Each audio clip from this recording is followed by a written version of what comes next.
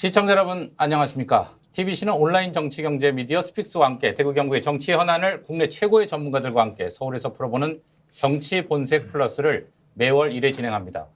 오늘은 그 네 번째 순서죠. 국민의힘 전당대회 앞두고 TK 차기 주자 각축전이라는 주제로 토론을 시작하고자 합니다.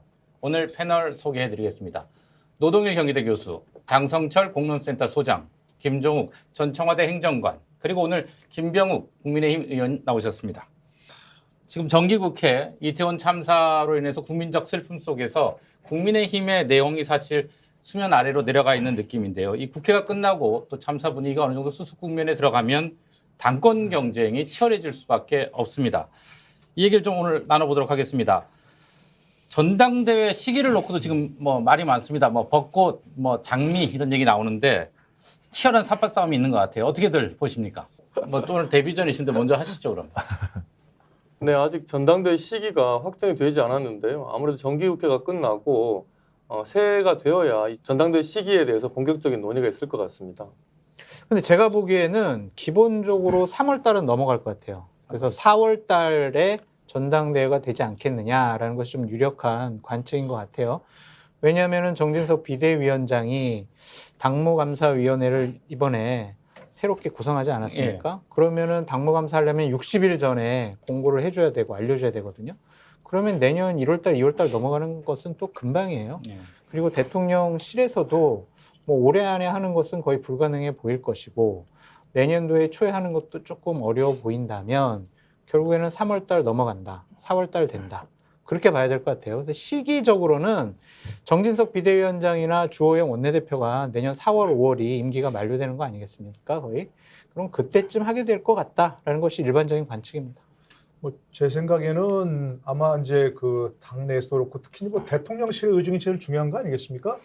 윤 대통령 생각은 저는 조금 최대한 늦추려는 거 아닐까, 늦추는 게 제일 좋지 않을까 하는 생각이 들어요. 현재 지금 여러 가지 그 논의되는 이 부각되는 그런 이른바 뭐 자천타천 주자들 보면 그냥 제 개인적인 생각인데 대통령 마음에 썩 드는 분은 별로 없는 것 같아요. 근데 현재 얘기로서는 이제 권영세 그래도 통일부 장관이 제일 윤 대통령 의중에도 맞고 또 권영세 장관 정도면 뭐 어느 쪽이든 이른바 친윤 비윤 뭐 이런 쪽이든 그렇게 이견이 있는 분이 아니기 때문에 내년 5월쯤 돼서 그러면 취임 1년이죠. 1년 지나면 자연스럽게 뭐 물갈이할 수도 있죠. 물갈이라고 보면 이제 개각할 수 있는 명분이 있잖아요. 네. 그러니까 그 명분해서 이제 통일부 장관이 권영세 장관이 방으로 복귀하고 그리고서 주자로 나서면 제일 뭐 유력하지 않을까 싶어서 저는 현재로서는 뭐 최대한 늦추는 방향으로 가지 않을까 싶은 생각이 듭니다. 근데 이제 모양새는 좀 이상하죠. 왜냐하면 비대위원회인데 비대위원회가 상당히 장기적으로 있게 되게 되면 비상 상황이 계속 유지된다는 사실들이기 때문에 매우 예를 들면 상식적이지는 않은 방향인데 말씀하신 것처럼 조강특위를 통해서 한 66개 정도 사고지구당에 대해서 당무감사하고 조직 제시 만들어내는 과정들이 분명히 있기 때문에 제가 볼 때 3월 전에 힘든다고 보면 또 4월에는 또 원내대표 경선이 있죠. 제가 알기로. 그다음에 보궐선거도 이제 뭐 보궐선거가 규모가 지금 한 석이냐 두 석이냐의 차이가 분명히 있겠습니다만 한 석 정도밖에 안 된다고 얘기하면 저는 말씀하신 것처럼 오히려 후보군을 더 확실히 많이 만들 수 있는 상황이라면 4월, 5월에 예를 들면 권영세, 원희룡 이런 예를 들면 국무위원들까지 나와서 하는 것으로 또 가능할 수 있기 때문에 제가 볼 때는 꽤 늦어지지 않을까 오히려. 근데 문제는 이제 그 기간 동안 윤석열 대통령의 국정 운영 지지율이 어느 정도 반등할 것인가 이런 부분들이 좀 하나의 중요한 좀 변수로 작동할 것 같습니다. 지금 원래 당초에 2월 얘기했다가 지난번에 좀 보수적으로 봐서 4월까지 밀렸다가 지금은 5, 6월까지 지금 얘기가 나온단 말이죠. 근데 이게 이제 각 후보별로 좀 입장이 다른 것 같아요. 좀 빨리 하자는 쪽 그리고 좀 미룰수록 좋다고 보는 쪽. 그래서 이 삿발 싸움도 치열한 것 같은데 장소님 어떻습니까? 근데 기본적으로 후보군들의 의지는 별로 큰 영향력을 미칠 것 같지가 않아요. 제일 중요한 것은 대통령의 뜻이 어떤 것이냐, 그리고 정진석 비대위원장은 어떠한 의지를 갖고 있는 것이냐라는 건데 대통령은 일단 정진석 비대위원장이 생각하는 좀 비대위를 좀 최대한 길게 끌고 가서 내년 4월달 이후에 후보군을 좀 더 풍족하게 한 다음에 전당대회를 치르는 것이 좋습니다. 그리고 당무감사를 통해서 어떤 좀 비윤계 의원들을 우리 김병욱 의원님 비윤계 의원인가요? 비윤계 의원들을 좀 정리하고 또 친윤 쪽에 있는 분들을 당협에다가 임명을 하는 그런 절차를 통해서 우리가 원하는 사람이 당대표가 될 수 있는 최적의 구조를 만들겠다. 그런 생각을 정진석 비대위원장이 할 수밖에 없어요. 그러한 논리를 대통령한테 설명을 하고 이해를 구한 것이 아니냐. 그런 생각이 좀 듭니다. 노 교수님, 그 네. 사실은 앞서도 말씀하셨지만 이번 전당대회에서 윤석열 대통령, 이른바 윤심 어느 정도 영향이라고 봐야 할까요? 현재로서는 윤심을 대체할 만한 다른 변수가 없죠. 사실은 윤석열 대통령이나 대통령이 생각하는 대통령실의 의중이라 하더라도 결국 윤석열 대통령의 의중일 테니까 뭐 아직 확실하게 나타났다고 볼 수는 없지만 윤 대통령이 어떻게 생각하냐에 따라서 현재로서는 가장 중요한 변수가 될 수밖에 없는 것이고요. 이미 아시면 뭐 당무감사에서 이렇게 뭐 그 원하는 대로 그야말로 이른바 친윤계로 다 뭐 교체하거나 그렇게 되기는 어렵겠죠. 그러나 어쨌든 뭐 소리 없이 큰 갈등 없이 뭐 이렇게 그런 것들을 해내려면 그것만 해도 상당한 시간이 걸리는 작업이거든요. 그렇기 때문에 결국은 뭐 윤 대통령의 의중이 반영될 수 있는 어떤 하부 조직 이런 것들을 갖추려면 상당한 시간이 걸리고 뭐 그런 것이 결국은 가장 현재로서는 뭐 가장 중요한 변수가 될 수밖에 없는 상황이죠. 그래서. 보면 이제 기사 내용들이 이제 기사 내용을 다 믿을 수는 없습니다만 네. 오마이뉴스 기사에 의하면 그런 얘기가 나와요. 내부 사정에 밝은 여권 관계자라고 얘기하면서 용산 대통령실은 전당대 시점과 관계없으니 유승민 당선을 막아달라. 주문 하나만 당의할 것으로 안다. 이런 얘기가 있었고 또 친윤계 핵심 의원이라고 얘기하면서 이름은 밝히지 않았는데 윤의 뜻은 전당대회가 내년 4월 이후로 절대 미뤄지면 안 될 것이다. 이런 얘기들이 나왔어요. 검증은 할 수 없는. 기사로 예. 올라온 거죠. 예. 그러니까 제가 볼 때 이런 상황이기 때문에 아마 내부적으로도 정확히 정리가 안 됐다라는 시그널인 것 같아요. 이런 기사들을 보게 되면. 그래서 제가 볼 때는 삼국지 같아요. 그러니까 윤석열 대통령이 얼마만큼 소위 이 이태원 참사 문제와 관련해서 지지율 반등을 만들어낼 것인가 하나 문제인 거죠. 그래서 연말 연초에 어느 정도의 국정 운영 지지율을 가질 수 있을 것인가. 이게 이제 그립감을 강화할 수 있는 측면이 하나 있을 것 같고 또 하나는 얼마만큼 유승민 소위 전 의원의 힘을 뺄 것인가. 왜냐하면 지금 계속 거의 3, 4개월 정도 1위를 달리고 있는 상황이기 때문에 하나 일종의 윤석열 대통령의 국정 운영 지지율이 계속 반등하지 못했을 때는 대안으로 계속 존재하는 어떤 이런 대립각 정도의 상황이 있기 때문에 얼마나 힘을 뺄 것인가의 문제 하나 하고 또 하나는 이재명 당대표죠. 이재명 당대표가 본인에게 제기되고 있는 사법 리스크와 관련해서 어느 정도 이 부분을 극복할 것이냐 아니면 그 늪에 빠질 것이냐. 저는 그래서 삼국지 이 세 사람의 주요한 흐름 자체가 오히려 국민의힘의 전당대회를 좌지우지할 수 있는 그 중요한 상수가 아닐까 생각이 듭니다. 주요한 변수를 짚어주셨는데 자 관심은 그럼 누구냐? 뭐 분이 아닐까 싶어요. 그 후보군을 좀 정리를 해보고 가는 게 나을 것 같습니다. 여러분 이름이 나오는데 기본적으로 뭐 여론조사를 보면은 네. 나경원 의원, 그리고 안철수 의원, 김기현 의원, 권성동 의원, 거기다가 이제 유승민 전 의원 이렇게 볼 수밖에 없고요. 황교안 대표. 황교안 전 야, 의원 설마 예. 선언했죠. 예. 출마 선언하고 여론조사 보니까 거의 좀 올라오시더라고요. 좀 올라오고 있어요. 예, 올라왔어요. 그러니까 이러한 분들이 여론조사상 지금 뭐 일반 국민의 지지와 당원 국민의힘 지지층의 지지를 좀 받고 있다라고 볼 수밖에 없고 하지만 그 경기장 밖에 있는 분들을 더 주목해야 될 것 같다는 생각이 들어요. 아까 노동일 교수님 얘기하셨듯이 권영세 장관이라든지 원희룡 장관이라든지 또한 일각에서는 한동훈 장관의 전격적인 투입도 예상을 하고 있는 부분이 있기 때문에 경기장 밖에 있는 선수들의 움직임도 지켜봐야 할 것 같은데 결국에는 대통령이 어떤 뜻을 갖고 있느냐, 누구로 생각을 하고 낙점을 하느냐, 그것이 전당대회 시기와 후보군들의 결정적인 변수가 되지 않을까 싶어요. 개각과 연결돼서 제3의 후보들의 등판 그렇죠. 가능성 얘기. 네. 노 교수님 어떻게 보십니까? 네, 뭐 저도 이견은 없는데 네. 현재로서는 이제 그 윤 대통령도 그렇고 대통령실도 그렇고 이 문제에 대해서 깊이 생각할 여유는 없었던 것 그런 것 같아요. 같아요. 네. 네, 지금 현재 너무 막 현안들이 생기고 매일매일 뭔가 이렇게 대처해야 할 일이 생기고 더더구나 이태원 참사라는 어떤 엄청난 사건이 생겼기 때문에 이 문제에 대해서 깊이 생각하고 뭐 어떤 의중을 정하고 사람을 정하고 시기를 정하고 그럴 여유는 없었던 것 같습니다. 분명한 것은. 그러니까 이제 내년 일단 정기국회가 끝나고 예산안이 통과되고 나서는 이제 좀 차분하게 생각할 이유가 있을 것 같은데 지금 얘기한 대로 다 비슷한 것 같아요. 예를 들어서 첫 번째 우선 대체적인 이견이 없는 부분 중에 하나는 유승민은 안 된다라는 좀 분명히 있는 것 같고 그게 무슨 뭐 전달이 되어가지고 유승민 마달라 이런 정도까지 됐는지 그건 잘 모르겠어요. 그런 어쨌든 기류는 분명한 것 같고요. 그 점에 있어서는 뭐 그다음에 유력한 부분이 있으면 뭐 나경원 전 의원인데 나경원 전 의원을 그때 무슨 뭐죠 저출산 고령사위원회 위원장. 예. 예 거기 임명했다고 하는 것은 조금 좀 비켜서달라 이런 의사가 좀 표시된 거 아닌가 싶은 생각이 들기도 하고 그러면 저는 자꾸 좁힐수록 현재로서는 권영세 전 장관이 제일 유력하지 않을까 왜냐하면 그 스토리가 있잖아요. 박근혜 대통령 때도 흔들리는 당을 저 사무총장으로서 잡아가지고 대선 승리를 이뤘고 이번에도 마찬가지였지 않습니까? 당이 굉장히 내용에 빠졌을 때 결국 권영세 그 의원이 그립감을 가지고서 대처했고 이런 것 때문에 뭐 신뢰할 수 있고 더더구나 또 크게 뭐 그걸 맡겨놨다고 해서 뭐 본인의 어떤 정치 입지를 다지기 위해서 뭐 이 대통령의 눈밖에 나는 일을 하거나 뭐 그러지는 않을 것 같다는 그래서 여러 가지 생각해 볼수록 그런 쪽으로 모일 수밖에 없지 않은가 싶은 생각이 새로운 들어요. 등판 가능성을 계속 네네. 언급하시는데 김정 교수님 뭐 제가 볼 때도 대통령이 가장 좋아하실 분은 관리형으로서 권영세 지금 통일부 장관이 가장 편할 거라 생각은 들어요. 그리고 전체적인 상황을 보게 되면 기본적으로 대선 후보는 안 된다는 생각을 좀 가지고 계실 것 같고 대통령 같은 경우는 대선 후보가 등장했을 때는 두 개의 태양이 뜨는 거기 때문에 지금도 국정운영 지지율이 낮은 상황인데 상당히 문제가 있을 것 같고 두 번째는 이제 아까 말씀 비주류는 안 된다.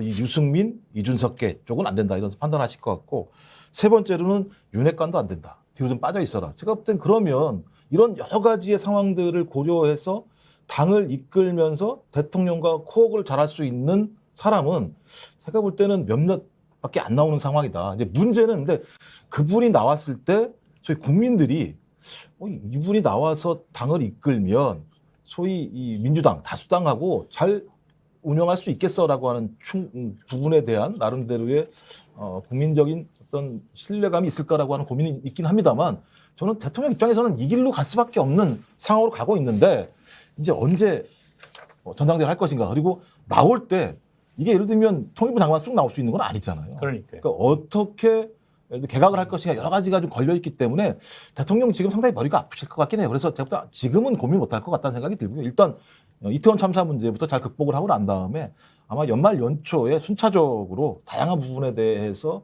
구조조정을 하지 않을까 생각이 듭니다. 이게 저희 패널들은 말씀하시기가 좀 쉬운데 의원님은 말씀이 되게 좀 어려우실 것 같아요. 이게 실제로 이제 현재 의원님들이고 하니까 의원님은 어떻게 보세요 지금?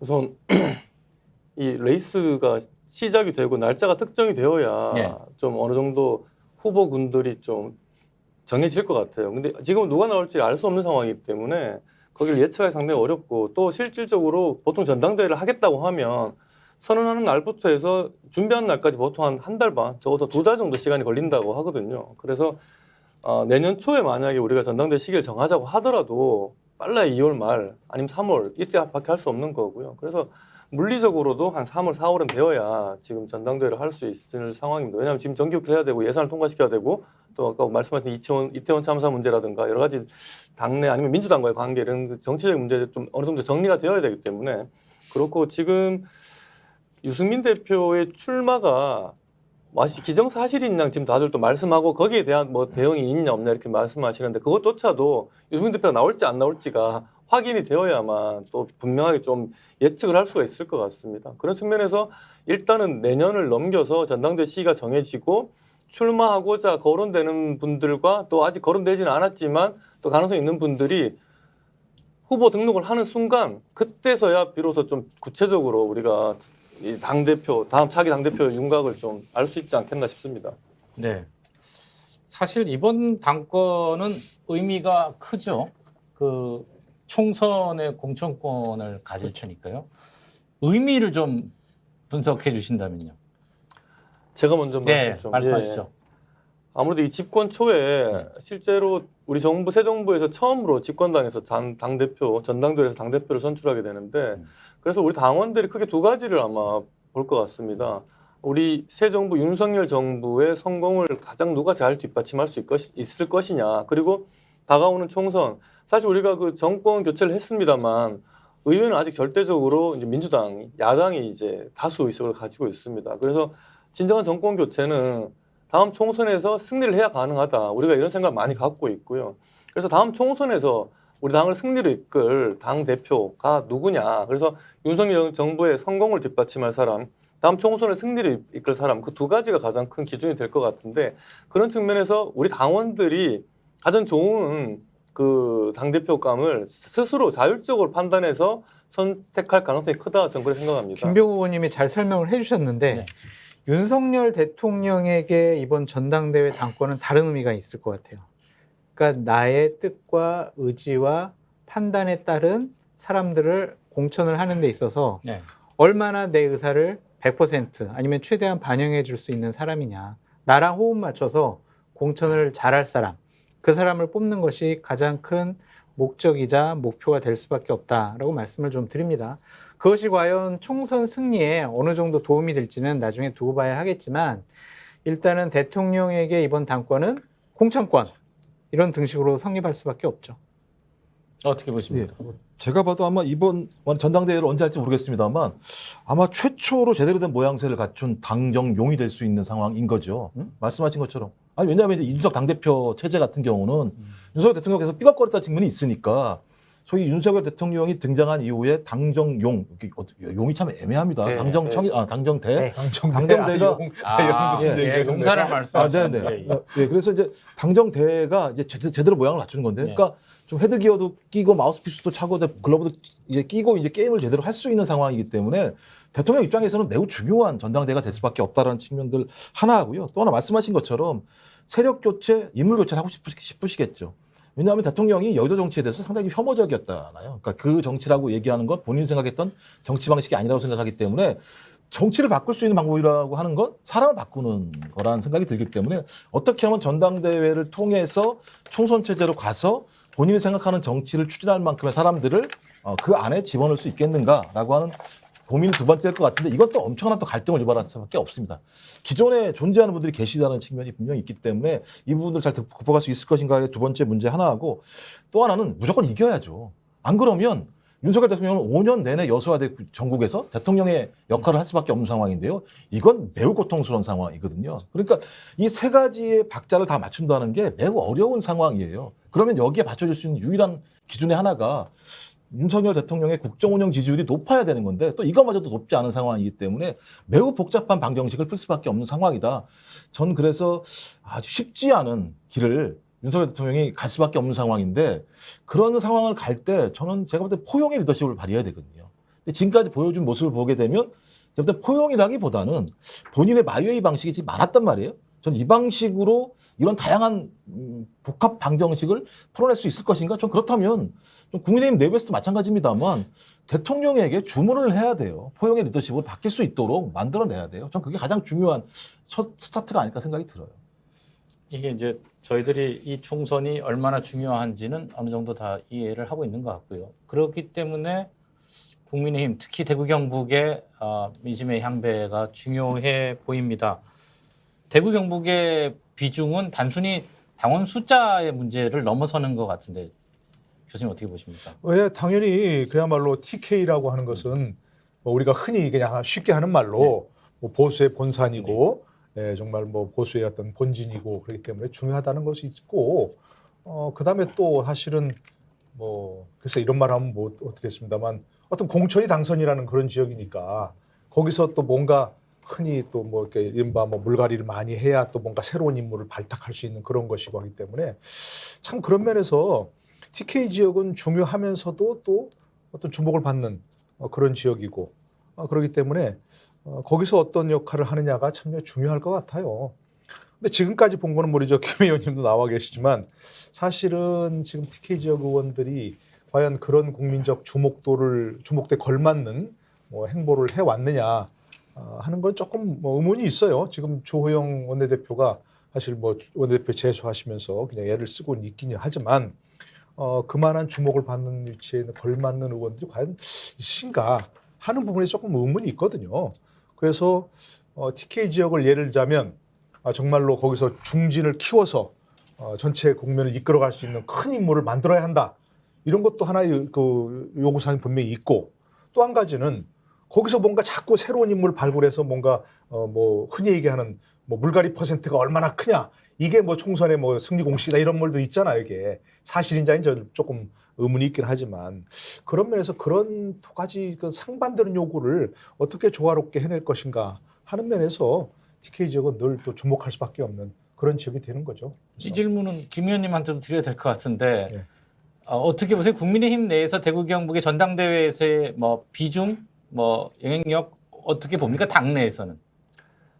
지난번 전당대회 당시에 TK가 전체 책임당원 중에 대구 경북의 책임당원이 한 25% 정도 된다고 했었는데요.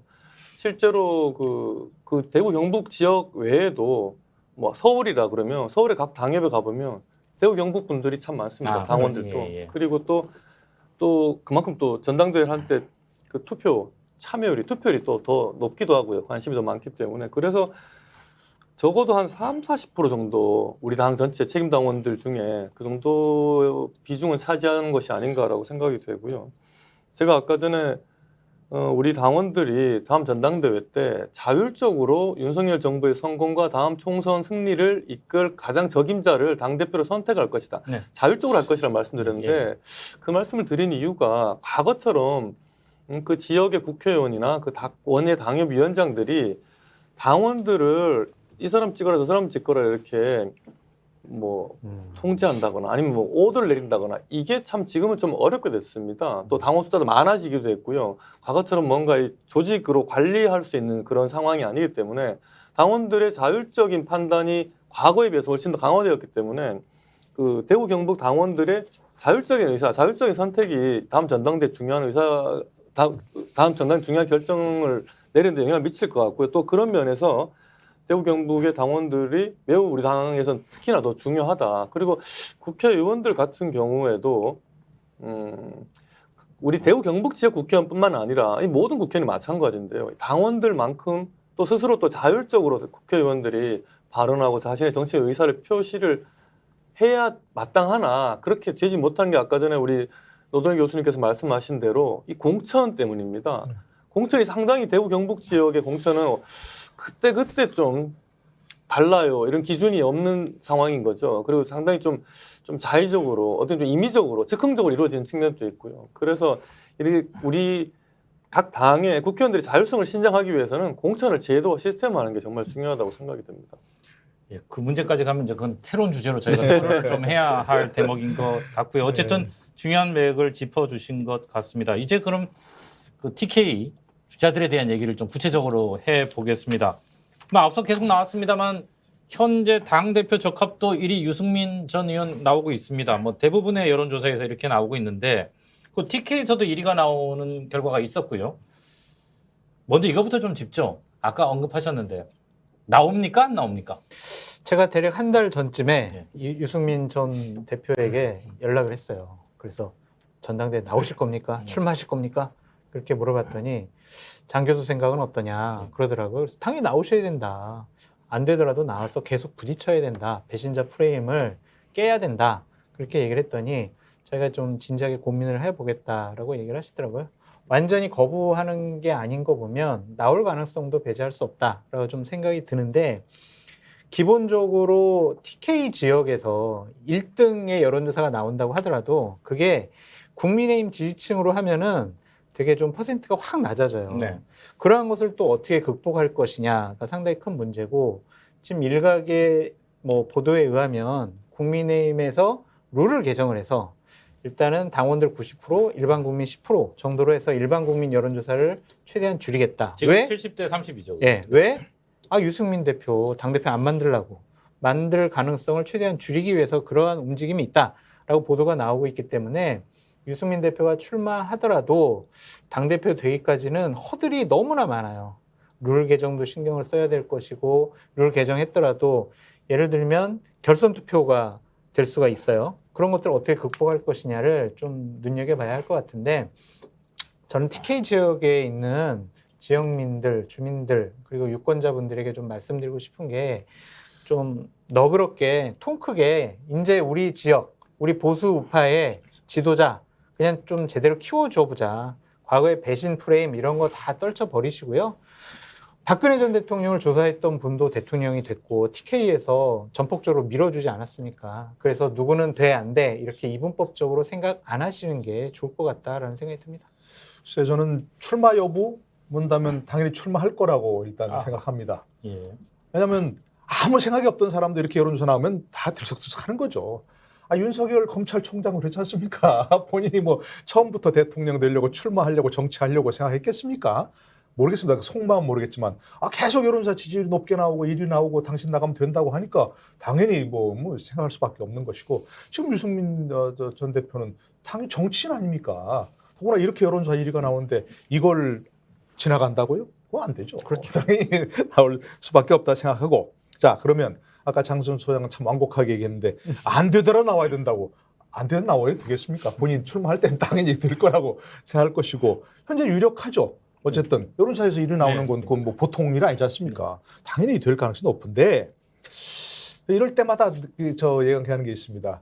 저희 어머니께서 늘 하시던 말씀이 뭔가 불만할 얘기하면 사랑도 미움도 다 저에게서 나오는 거다. 왜 배신자 프레임을 혹시 극복하지 못했다면 본인의 잘못이죠.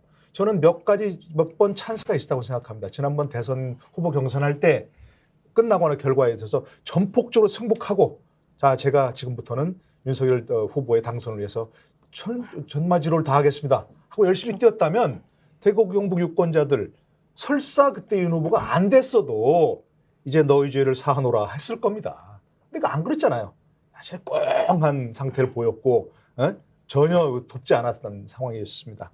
그러면 저는 지금이라도 유승민 대표가 뭐 윤석열 대통령이 아부하라거나 무슨 이 지금까지 스탠스를 바꾸라는 그게 아닙니다. 그게 아니고 아까 여러분 얘기하셨잖아요. 지금 이번에 당대표가 되는 사람은 윤석열 정부의 성공을 위해서 뛰어야 되고 총선 승리를 위해서 뛰어야 된다고 하는 거 아닙니까? 근데 지금도 여전히 많은 사람들 생각은 뭐냐? 유승민 전 대표가 생각하기에는 윤석열 정부의 성공을 뛸 것 같지는 않다. 당대표가 된 총선 승리는 그래도 어떻게 이래서 개혁 보수 따뜻한 보수를 내세우면 승리할 수 있을 것 같긴 한데 그게 윤석열 정부의 성공으로 이어지려고 유승민 대표가 하는 게 아니고 자기가 나중에 대선 쪽에 가서 대선 후보로서 더 입지를 더 굳히려고 하는 쪽으로 갈 것 같다는 생각을 하기 때문에 보수 유권자들도 긴가민가 하는 생각을 할 것 같다는 얘기입니다. 그래서 저는 유승민 대표가 출마할 것 같은데 출마해서 한다면 장승호 회장 얘기대로 안 되더라도 출마하세요. 그게 아니고 성공을 위해서 한다면 지금이라도 스탠스를 윤석열 정부 성공을 위해서 함께 뛰겠다. 이렇게 하는 쪽으로 해야만 그게 혹시 성공 가능성이 높아진다는 거죠. 예. 어떻게 보세요? 뭐 제가 봐도 난 유승민 만약에 그 전 의원이 전당대회 나와서 당대표가 되면 당연히 윤석열 대통령과 함께 총선 승리를 위해서 열심히 뛸 수밖에 없겠죠. 왜냐하면 총선에서 패배한 당대표를 보수에서 안아줄 수 있겠습니까? 그건 그렇지 않기 때문에 이제 문제 핵심은 지금은 유승민 의원에 대해서 여론의 지지율이 되게 높죠. TK 같은 경우도 높은 편인 거고요. 근데 이제 국민의힘 지지층으로 가게 되면 좀 숫자가 바뀌어서 나경원 전 의원이 좀 높게 나오고 그다음에 안철수 그다음에 유승민 의원 이런 순서로 나오긴 합니다만 중도층으로 가게 되면 거의 월등한 격차로 유승민 의원이 높게 나오는 상황. 이 얘기는 뭐냐면 유승민 의원이 아니라면 중도 확장성을 바라보기가 쉽지 않을 거라고 하는 또 다른 딜레마가 분명히 있습니다. 근데 문제는 막판이에요. 소위 전당대회가 시작돼서 맨 마지막 막판에 소위 국민의힘 지지층 또는 중도층들이 유승민 전 의원에게 쉽게 투표할 수 있을 것인가라고 하는 부분.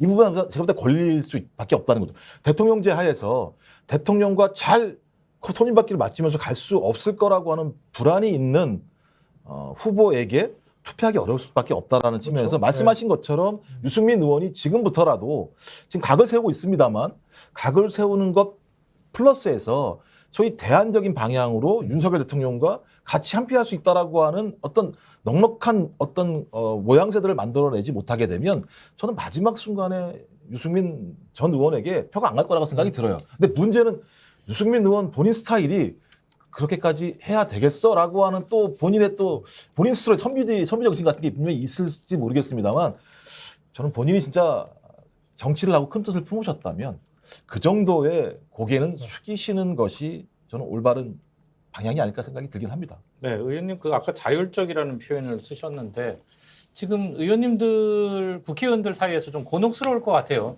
여론조사 결과는 이렇게 나오고 당내에서의 기반은 어느 정도 되는지 잘 모르겠고 의원님들이 느끼는 체감하는 건 어떻습니까? 오히려 유승민 전 대표 같은 경우에 2011년도에 지금 홍준표 시장님이 당대표가 되었을 때 그때 이제 2등으로 최고위원이 되었거든요. 홍준표 대표가 1등에서 당대표 되고 유승민 전 대표가 지금 2등에서 최고위원이 되었는데 그때는 오히려 그때 당시에 나경원 대표 그리고 뭐 남경필 원희룡 이렇게 출마를 했었는데 오히려 인지도가 좀 낮아가지고 여론조사는 안 좋았는데도 불구하고 당원들 선택을 당심을 업어가지고 그 좀 아깝게 2등을 했어요 그때.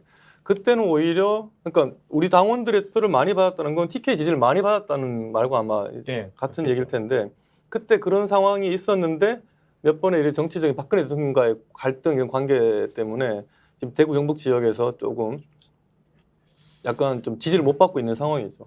그런데 이런 지역 주민들의 특정 정치인에 대한 지지나 아니면 뭐 호불호가 그렇게 늘 끝까지 간다 이렇게 볼 수는 없을 것 같아요. 과거 우리 박근혜 대통령 같은 경우에도 정치를 하면서 이회창 총재를 비판해서 탈당까지 하기도 했었고요. 그때 우리 대구 경북이 이회창 대통령 만든다고 완전 똘똘 뭉쳐있을 때 그리고 또 18대 총선 같은 경우에는 그 우리 당의 공천 결과에 좀 불만을 표시하기도 했고요. 또 나중에 또 이명박 정부 하에서 세종시 수정을 이명박 정부에 추진하려고 할 때 그때도 강하게 수정안을 고수하면서 이명박 정부와 좀 대립을 하기도 했었죠. 그렇게 박근혜 대통령이 정치하는 과정이 어떻게 보면 주류 측과의 갈등, 긴장 이런 상황을 계속 반복을 해오면서도 자기 정치를 해서 결국은 우리 당을 상당히 또 개혁적으로 바꾸기도 했고요. 그래서 또 당대표로서 선거에 또 승리를 하면서 그 자신의 큰 리더십을 또 보여주고 대통령까지 되었는데 유승민 대표 같은 경우에도 만약에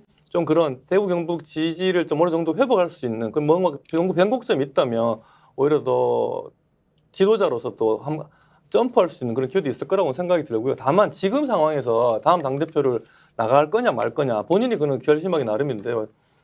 제가 생각할 때는 당선 가능성도 볼 테고요. 그리고 내가 당대표가 되는 게 맞느냐 안 맞느냐 지금 상황에서 그것도 결심할 테고 만약에 이런 두 가지가 다 어느 정도 충족되지 않는다면 쉽게 저는 결정을 내리기는 못할 거라 생각을 합니다. 제가 여쭤본 거는 의원님들은 이 1등 나오는 걸 어떻게 봅니까? 이 상황을, 이 현상을. 지금 우리 정부나 우리 당에 대한 지지율이 정권 초임에도 불구하고 사실은 그렇게 높지는 않습니다. 그래서 거기에 대해서 우리 국민들이 우리 당이나 우리 정부에 대해서 조금 문제의식을 갖고 있는 국민들이 그렇다고 민주당을 지지하긴 그렇고 그래서 그 좀 비판적인 우리 당 대통령이나 우리 현재 우리 당에 대해서 비판적인 발언을 하는 우리 당내 유승민 전 대표에게 좀 기대를 걸고 있는 것 같습니다. 네. 저희들이 이제 대구 경북의 주자들 얘기를 할 때 이분을 또 빼놓을 수가 없죠. 홍준표 대구시장 물론 뭐 전당대회에 직접 출마하고 하지는 않으시겠지만 그렇지만 분명히 그 영향력은 크다고 봐야 하지 않을까요? 어떻게들 보십니까? 홍준표 시장의 눈은 2027년에 향해 있죠. 그래서 2026년도까지 본인이 대구시장으로 제대로 된 성과를 이끌어내고 그다음에 대권에 도전하겠다라는 기본적인 정치적인 플랜이 있을 겁니다. 그 과정 중에서 본인이 본인의 텃밭으로 생각을 하고 있는 이제 대구 경북 지역에서 본인의 도움을 통해서 아니면 본인의 영향력을 발휘해서 전당대회에서 당대표가 될 사람 아니면 혹시 이제 지도부에 들어갈 사람들을 밀어줄 수 있다면 그것이 영향력이 실질적으로 발휘될 수가 있다면 본인으로서는 상당히 날개를 단 것이라고 보여지죠. 직접 출마는 하지는 않겠지만 본인이 가진 영향력을 최대한 활용하고 싶어 할 것이다. 그래서 많은 본인에게 우호적인 사람들이 당대표가 되거나 지도부에 입성하도록 도와줄 것이다 라고 보여집니다. 예, 뭐 제 생각에도 일단 저는 매우 열심히 SNS는 하실 거라고 보고요. 네. 그다음에 이슈 파이팅도 매우 열심히 하실 거라고 봅니다만 저는 이미 홍준표 대구시장의 시간은 지나갔다라고 봐요. 그러니까 앞으로는 말씀하신 것처럼 전당대회가 가장 중요한 것이고 전당대회 관건은 윤석열 대통령이 낙점한 후보가 당선이 될 것인가 아니면 이변이 발생할 것인가.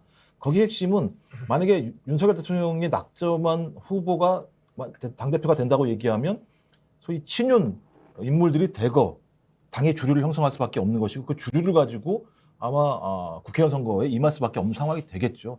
전 그렇다면 이미 국민의힘은 또 다른 성격의 모양으로 바뀌었다고 생각이 분명히 들거든요. 전 그랬을 때 그렇게 바뀐 정당에서 흘러간 물로 물레방아를 돌릴 수 있겠습니까? 또 그렇게 단정적으로 그러니까 그 얘기하세요. 상황이 됐을 때 왜 홍준표 대구시장을 호명할 이유가 있나요? 저는 적어도 만약에 그 상황에도 홍준표 대구시장을 호명할 상황이 된다면 매우 위험한 상황일 거다라는 생각이 들기 때문에 저는 홍준표 시장이 본인의 마음에 맞게 정치판을 굴릴 거라는 생각을 하시기 전에 2027년에 변화된 양상에 맞게 내가 어떻게 변할 것인가를 먼저 고민하시는 게 순서지, 거꾸로 하시면 제가 볼 때는 흘러간 물로는 물레방아를 돌릴 수 없다고 생각을 합니다. 두 분 얘기 너무 다르니까 노 교수님 정리 좀 네. 해주시죠. 어느 한쪽 편에 서기는 어렵고요. 근데 이런 건 분명히 있는 것 같아요. 현재까지 이제 아니면 홍 시장으로서는 예를 들어서 시장을 하면서 이른바 TK 지역 맹주가 될 수 있는 그런 찬스였죠. 그런데 현재까지 보면은 전혀 아닌 것 같아요. 맹주가 된다고 하는 것은 본인의 영향력 한마디에 정말 모든 게 평정될 수도 있는 거지만 그 많은 의원들을 자기 편으로 끌어들여서 자기가 그분들의 어떤 같이 함께 영향력을 똘똘 뭉쳐 행사할 수 있는 그런 그 리더십을 보여야 되는데 현재로서는 오히려 또 다 그 후배들이니까 뭐 이런 사람들 속된 말로 꿇어 이런 태도거든요. 내 앞에 와서 내가 추진하는 걸 왜 뭐 다 당신 뒷받침해야지 이런 식의 그런 태도이기 때문에 저는 오히려 TK 지역 맹주가 될 수 있는 그런 찬스를 지금 잃었다고 생각합니다.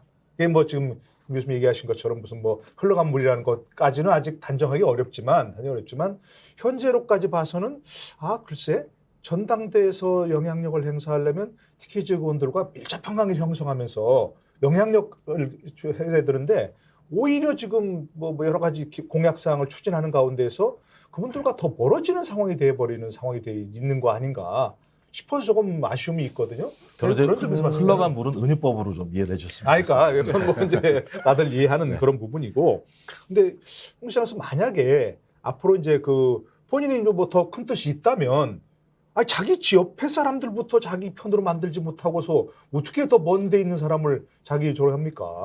그러니까 그런 면에서 조금 더 홍 시장께서 좀 다시 한번 좀 생각해 볼 필요가 있지 않을까 싶어요. 제가 봤을 땐 그래도 영향력은 계속 유지가 될 것이고 강화될 수밖에 없다. 두 가지 측면이다. 하나는 현실적인 대구시장으로서의 영향.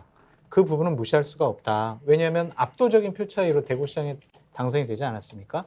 그거에 대한 대구 시민들의 경북 도민들의 기대감이 분명히 있다라고 말씀을 드리고요. 또 하나는 대구 경북에 지금 홍 시장을 능가할 만한 대선 후보가 없어요. 차기 지도자로서 홍 시장이 인정을 받는다면 그 영향력을 통해서 이번 전당대회 때 본인이 원하는 후보를 당선시킬 수 있는 현실적인 힘은 가질 수밖에 없다라고 말씀을 드립니다. 결코 흘러간 물이 아니다. 장 수장님 너무 이렇게 온정적으로 말씀해 주시는 거 김 아니에요? 의원님은 어떻게 보세요?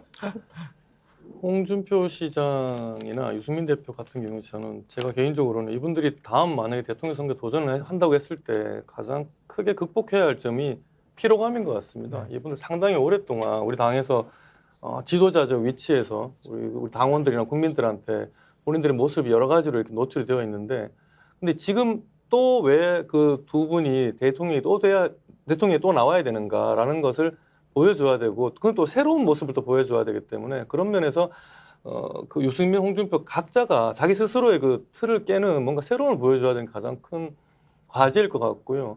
그래서 우리 그런 면에서 또 가능성도 있는 거죠. 그 홍준표 시장님 같은 경우는 제가 예전에 야구 선수로 비교하면 좀 교타자 느낌이 있습니다. 예전에 김재박 선수 같은. 그래서 아주 노련한 면도 있고요. 아주 또 순발력이 있고 해서 또 어떤 상황 변화에 따라서 아주 또 대처하는 게 아주 순발력이 있어 빠르게 대처하고, 지난 대선 경선 과정에 사실 우리 윤석열 당시 총장이 우리 당에 와서 후보가 되었을 때 거의 대세론 가까운 그런 기류가 있었는데 또 그걸 엎치락뒤치락 또 쫓아가는 걸 보면서 이분은 쉽게 그 뭐 오뚜기 같은 분이 아닌가, 쉽게 넘어지지 않을 것 같다는 생각이 들었습니다. 전당대회는 영향력이 클 수밖에 없다. 더 있겠죠. 예, 당연히. 당연히 현실적인 영향력은 인정할 수밖에 없죠. 네, 현실적인 네. 당연히 인정하는데 네. 그 이상 어떤 그야말로 TK 맹주로서의 파워를 가지거나 그 이상의 영향력을 가지기는 어렵다, 그런 얘기예요. 다음 대선도 저는 뭐 지금 김병우 의원 말씀하신 거 절대적인 동의하는 것 중에 하나는 새로운 인물이 나올 것이다, 그거예요. 현재 얘기되는 사람 말고도 우리가 언제 윤석열 대통령을 상상이나 했습니까? 그러니까 저는 아직 먼 얘기지만 현재로서는 그때 어떤 그 시대에 적합한 또 새로운 인물이 양당 측에서 어느 쪽에 나올 것이라는 그런 생각이 듭니다. 그러니까 홍준표 시장이 현실적인 영향력 있지만 그 이상 가는 어떤 대구 지역을 아우르는 TK 지역을 아우르는 거기다 또 전국적인 인물로서의 어떤 영향력을 가질 수 있는 건 한계가 있다. 그런 생각입니다. 네. 이제 넘어가 보죠. 또 한 분의 논쟁적인 분이 또 한 분 계십니다. 이준석 전 대표. 이번 전당대회 때 어느 정도 영향을 미칠지는 모르겠는데 어쨌든 대구 경북이 이제 친가 외가가 다 대구 경의 DK라고 나오면서 이분의 행보 앞으로 영향력도 이제 짚어볼 필요가 있어 보이는데요. 저는 이제 이준석 전 대표를 TK로 이제 이렇게 분류하는 이런 게 맞는지 잘 모르겠습니다만 어떻게 봐야 하고 또 영향력은 어떨까요?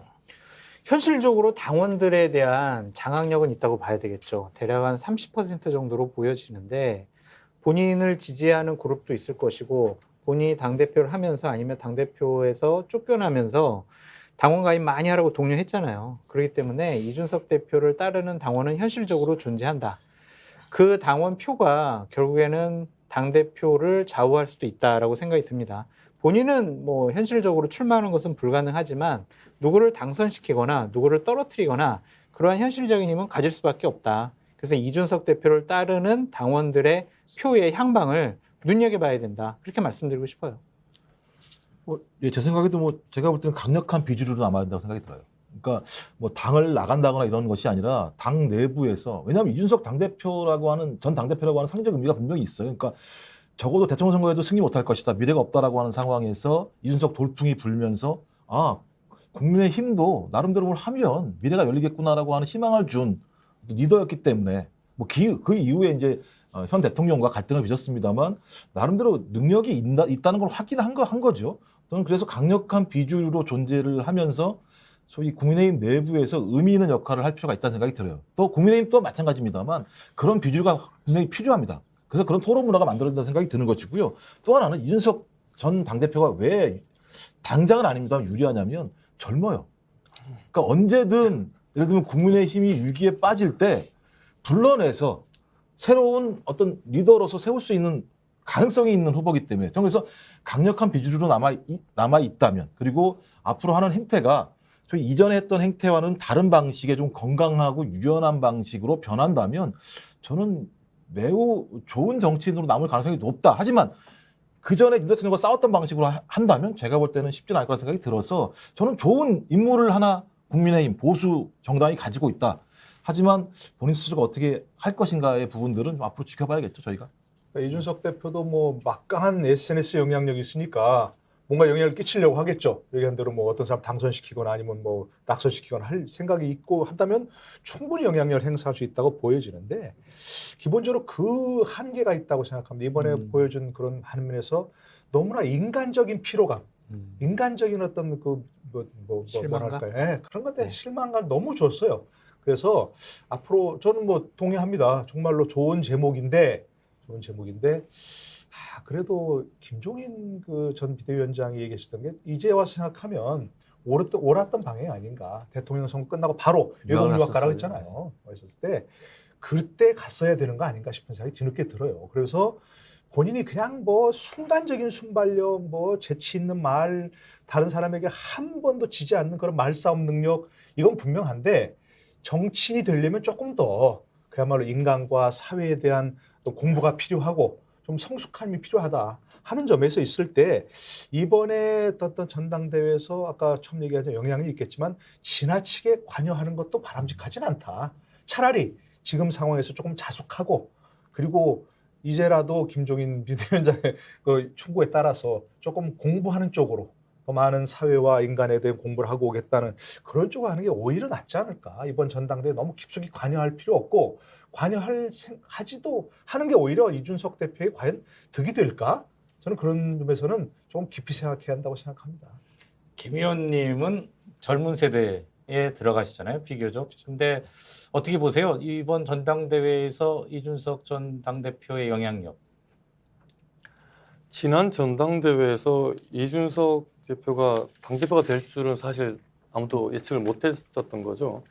그런 측면에서 다음 전당대회도 저는 정말 지금 누가 당대표가 될 것이라 예측하는 게 상당히 어렵다고 생각합니다. 또 지금 이준석 대표가 또 얼마나 다음 전당대에 영향을 미칠지도 사실 지금 판단하기 참 어렵긴 합니다. 하지만 현실적으로 이준석 전 대표를 지지하는 강력한 그룹이 있긴 있습니다. 그 규모가 얼마일지 모르지만 결집력, 충성도는 매우 강하고요. 그리고 또 이 지지층이 또 상당히 또 기민하게 선거에 또 대처하는 그런 세력이기도 해서 아주 결정적인 상수 뭐가 될지는 모르겠지만 그래도 꽤 많은 영향을 다음 전당대회에 미칠 수 있을 거라고 생각을 합니다. 네. 어쨌든 뭐 이번 전당대회에서 영향을 미칠 것이라는 데 대해서는 계신분들이 모두 동의하시는 걸로 봐야겠네요. 그리고 이제 토론이 좀 진행이 돼서요. 바로 저희들이 이제 마지막 주제로 좀 넘어갔으면 하는데 지금 저희들이 지금 언급한 분들 외에도 뭐 여러분들이 지금 TK 의원들이 계신데 다음 차기 총선 때 대통령이나 대통령실의 그립감이 떨어지면 TK 공천은 당 지도부가 좌지우지할 가능성이 높습니다. 대구 경북 공천 누구의 영향을 받을지 궁금한데 앞서는 언급했던 이런 분들 TK 정치의 대안이 될 수 있을까요? 어떻게 보세요? 기본적으로 대통령의 그 그립감 그리고 공천을 좌지할 수 있는 능력이 가장 현실적으로 크다라고 볼 수밖에 없고요. 당 대표가 현실적으로 힘이 강하겠죠. 왜냐하면 공천관리위원장을 임명하는 것이 결국엔 당 대표가 임명하지 않겠습니까? 물론 대통령과 상의하에서 임명을 하겠죠. 그렇다면 현실적으로 이 유승민, 홍준표, 이준석, 주호영 뭐 이런 분들이 영향력을 행사하기는 어려울 거예요. 철저하게 당 지도부가 구성되는 대통령과 호흡에 맞는 그런 분들이 공천을 좌지우지하게 될 수밖에 없다라고 말씀드립니다. 글쎄, 2024년이니까 아직 좀 멀었으니까 사실 우리나라 한국 정치에서 2024년까지 무슨 일이 벌어질지 모르는 그런 상황이에요, 정말로. 근데 이제 사실은 저는 조금 다른 시각으로 보고 싶은 게 2024년쯤 되면 모르겠어요. 지금보다 뭔가 뭐 윤 대통령 지지율이 높아지고 뭔가 정말 뭐 장악이 높아지고 아젠다 세팅 능력이 뛰어나서 뭔가 그 전국을 이끌어가는 그런 역량이 뭐 생길지도 모르죠. 그러나 지금 상황으로 봐서는 크게 뭔가 이렇게 변화가 있을 것 같지는 않아요. 그렇다면 저는 윤석열 대통령의 장악력보다는 오히려 이제 우리가 지금까지 얘기해온 전당대회에서 당선되는 대표가 오히려 더 큰 영향을 미칠 수 있는 부분이 분명히 있거든요. 그렇다면 저는 글쎄 뭐 예를 들어서 우리가 얘기한 뭐 유승민 전 대표라든지 이런 사람처럼 자기 색깔을 확실히 낼 수 있는 사람보다는 오히려 그야말로 상식선에서 당을 관리할 수 있는 사람. 지난 총선 때 뭐 180석을 헌납했지만 그건 완전히 자멸한 선거거든요. 공천을 잘못해가지고 공천을 사심에 가득 찬 그런 분들이 하시는 바람에 그 자멸한 것이니까 저는 오히려 그런 것만 피하는 상식적인 선에서 당선 가능성이 높은 후보를 아까 얘기하신 대로 시스템에 의해서 관리를 잘 해가지고 좋은 사람을 공천하는 그런 쪽만 관리하는 사람만 해도 저는 충분히 가능성이 있다고 생각하거든요. 좋은 선거 결과를 낼 수 있다고 생각하거든요. 예를 들어서 뭐 나를 따르하는 사람이 대표가 되어가지고서 공천판을 선거판을 좌우할 수 있는 사람이 된다. 그것보다는 오히려 잘 관리해서 무리 없이 공천할 수 있는 사람이 오히려 더 좋지 않을까 싶은 생각이 들어서 저는 그때 가서 윤 대통령의 영향력이 엄청 큰다거나 그런 건 아닐 것 같고 오히려 당을 잘 관리할 수 있는 좋은 대표가 되어서 상식선에서 공천할 수 있는 이런 사람만 되어도 저는 좋지 않을까 싶은 생각이 들어요. 2020년 공천은 정말 잘못됐다고 생각이 드는데 네. 그래도 젊은 김병욱 의원님 같은 분을 공천을 한 모습들은 상당히 긍정적이고 잘된 것이 아니냐 그런 생각도 해봅니다. 네. 그래서 2024년도에도 네. 이렇게 좀 젊은 분들이 네. 많이 공천받아서 당선됐으면 좋겠어요. 제가 그러니까 먼저 예, 김 의원님 먼저 뭐 하시겠습니까? 사실 지금도 우리 지난 21대 국회의원 선거 결과가 초선이 과반이 넘었거든요. 150명이 넘었습니다. 154명인가 그랬는데 그때 당시에 저는 이렇게 많은 초선이 그러니까 한 300명 국회의원 중에 초선이 반이 넘는 것도 저는 조금 기형적이라고 생각합니다. 그래서 국회의원 한 명이 4년 동안 국회의원으로서 여러 가지 경험을 갖게 되고 또 많은 정보들을 얻게 되는데 그 기간이 상당히 소중하거든요. 근데 이걸 매번 4년마다 반은 바꿔버리고 이런 식은 국가적으로 굉장히 소모적이라고 생각이 됩니다. 그런 면에서 또 질문과는 다른 얘기지만 너무 이게 물갈이라 이런 뭐 물갈이 경쟁에 여야가 이렇게 몰입되면은 결국 국회 스스로 정당 스스로가 자신의 좀 영향력을 떨어뜨리는 그런 결과가 나오기 때문에 그런 면에서 아까 전에 말씀드린 대로 공천은 좀 제도화되고 우리 노 교수님 말씀대로 좀 무리 없이 공천을 또 왜냐하면 또 공천 과정에서 잡음 때문에 선거를 망친 예가 상당히 많습니다. 대표적인 게 지난 우리 탄핵 전에 20대 국회 때죠. 그때 네 당시 김무성 대표가 당 대표였고 또 청와대 그 당 대표와 청와대 간의 그 공천 갈등 이런 것 때문에 그때 우리가 그해 초에는 뭐 한 180석까지 이기는 거 아니냐라고까지 했는데 왜냐하면 민주당 또 분열이 되어 있었기 때문에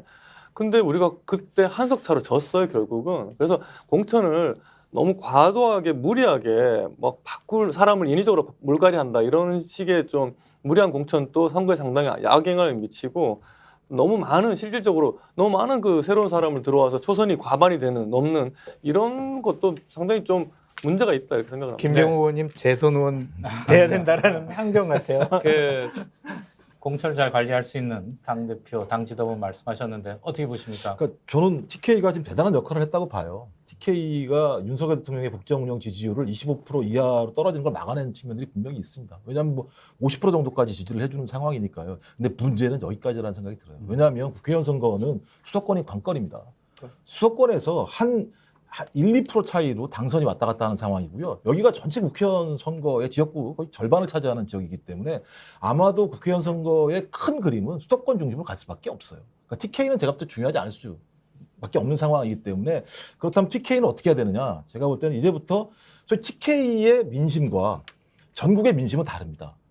그러니까 지금은 그렇게 해도 상관이 없습니다만 가면 갈수록 저는 전국적 민심과 TK 민심을 좀 결합시킬 필요가 분명히 있다는 생각이 들어요. 전 그래야지만 그런 힘들이 TK 의원들한테도 전달될 거라는 생각이 들어서 지금까지는 너무 윤석열 대통령의 국정 운영 지지율이 하방이 너무 강하기 때문에 이걸 막아내는 힘들이 있었습니다만 앞으로 국회의원 선거를 진행함에 있어서 소위 TK가 진짜 그야말로 보수 정당의 앞날을 위해서라면 소위 전국적인 민심과 다시 한번 결합되는 방식으로 이동을 하고 그런 과정에서 좀 TK 출신 의원들이 굉장히 좀 중요한 역할을 해야 되지 않을까 생각을 합니다.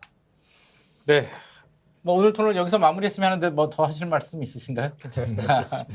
네. 흔히 대구 경북을 보수의 텃밭이라고 부르는데 대체로 이견이 없죠. 그래서 더욱 국민의힘 차기 당권 주자에 대한 관심이 큽니다. TK 후보군들의 영향력, 또 이에 대한 지역민들의 선택이 궁금합니다. 오늘 토론은 여기까지입니다. 고맙습니다.